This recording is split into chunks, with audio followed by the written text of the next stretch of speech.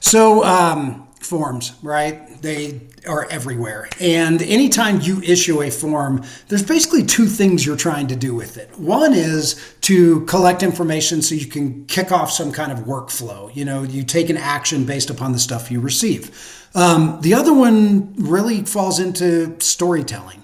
And if you're collecting like defined metrics like yes, no, or select from a drop down or a numeric value, that's really easy to start telling a story with because you can do it in dashboards or scoreboards or something like that.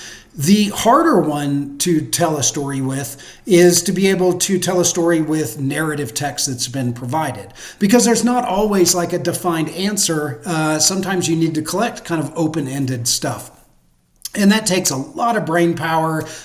Certainly there are tools like AI starting to surface in things like Sheets and elsewhere where you can take narrative text and provide summaries. Well, now some of that features have been built directly into Google Forms. So I'm going to show you where that is. So here we do a lot of different forms. This one is for wildfire mitigation. We collect information from our goal leads regarding homes and private property in kind of goal reports, right, each quarter. So here I am in the form. And if I go to responses, I've got all the traditional stuff that's baked into the Google responses, except for something new. So Google has just introduced Gemini Summaries directly into the Google Form responses.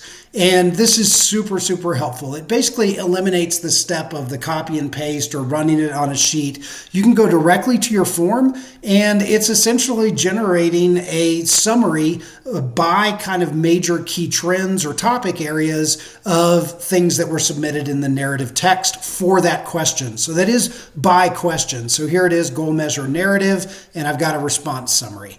If I scroll down to the next one, I've got lead measure one narrative, and it goes into all of these different responses and it summarized them in the categories. You can also retry so that it'll actually force it to go through it again. It tries to highlight, obviously, the main key sections, and if you like it, obviously you can copy it. As always with anything that's AI generated, treat it as a first draft that you now have to edit. But it's a really good way, particularly if you're talking about forms that have like hundreds of submissions with narrative text. I can see this being really valuable in being able to at least get a starting point for summarizing that narrative text and putting that wherever it needs to go to tell that story. All right, later.